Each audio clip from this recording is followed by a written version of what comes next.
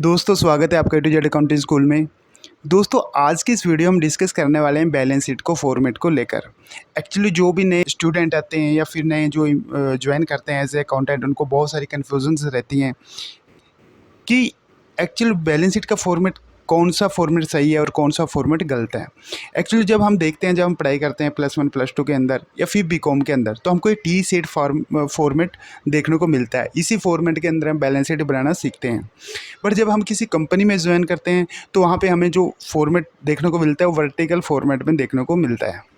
जो हमारा T shape format होता है उसके अंदर हम देखेंगे कि हमारा जो लेफ़्ट साइड में आपको कैपिटल, सिक्योर्ड लोन या लायबिलिटीज़ देखने को मिलती हैं और राइट साइड में आपकी फिक्स एसेट, इन्वेस्टमेंट और करंट एसेट।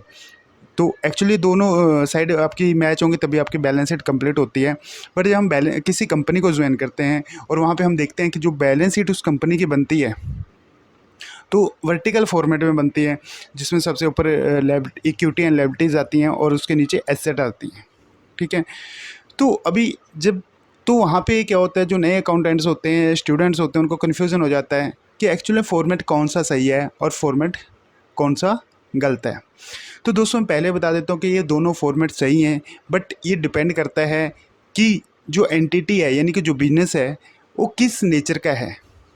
ओके, ये उस एंटिटी के नेचर पे डिपेंड करता है कि कौन सा फॉर्मेट उसको बनाना कंपलसरी है और किस एंटिटी को किस फॉर्मेट को यूज़ करना कंपलसरी नहीं है। तो दोस्तों अगर मैं बात करूं टी शेप फॉर्मेट की, जो कि आप राइट साइड में देख रहे हो, जिसके ऊपर मैंने रेड साइन लगाया है, हम सिर्फ उसी एंटिटी के लिए यूज़ कर सकते हैं जिसके ऊपर कंपनी एक्ट एप्लीकेबल नहीं होता। जो एक पार्टनरशिप फर्म होती है या फिर एक प्रोप्राइटर फर्म होती है तो उसके स्टेक होल्डर्स बहुत कम होते हैं, सेल होल्डर्स उसके होते नहीं हैं, क्योंकि जो पार्टनर्स होते हैं या फिर जो प्रोप्राइटर होता है उसका खुद का पैसा लगा होता है, उसकी जो बैलेंस शीट खुद को उसको समझना होता है और वो उसे समझ सकता है। बट जब हम बात करें तो भी हमारा वर्टिकल फॉर्मेट होता है। दोस्तों ये फॉर्मेट के अंदर आपको बैलेंस शीट बनाना कंपलसरी होता है अगर आपकी एंटिटी एक कंपनी है।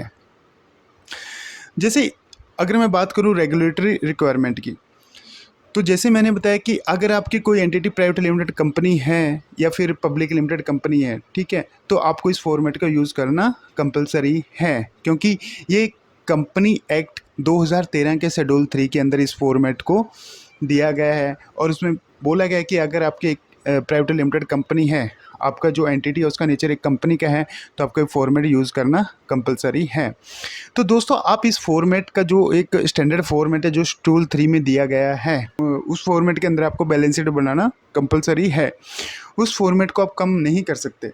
अगर आपको कहीं ज़रूरत लगता है तो उस फॉर्मेट को आप बढ़ा सकते हैं।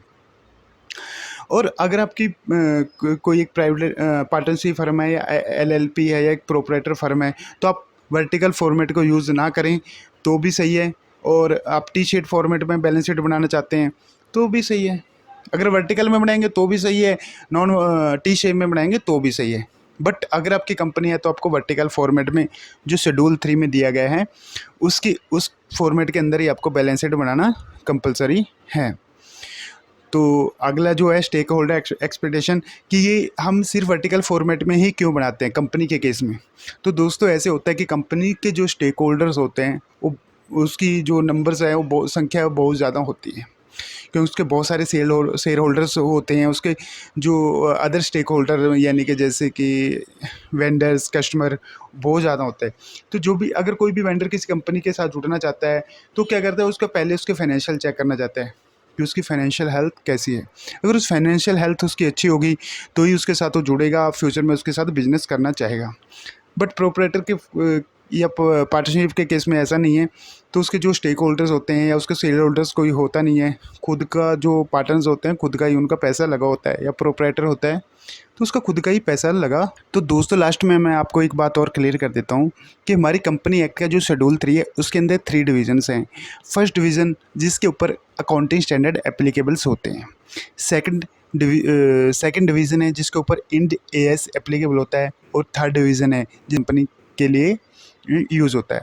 तो दोस्तों मैं यहाँ पे आपको क्लियर कर देता हूँ कि जो मैंने ये फॉर्मेट आपको दिखाया है ये सिर्फ डिवीज़न 1 के लिए, यानी कि जिसके ऊपर अकाउंटिंग स्टैंडर्ड एप्लीकेबल होता है। बट जो डिवीज़न 2 या 3 के लिए जो फॉर्मेट यूज़ होने वाला है वो दोस्तों फॉर्मेट अलग है वो वर्टिकल फॉर्मेट में ही, और उसमें जो है उसका फॉर्मेट अलग है। उसमें एसेट ऊपर आती हैं और इक्विटी एंड लायबिलिटीज़ नीचे आती हैं।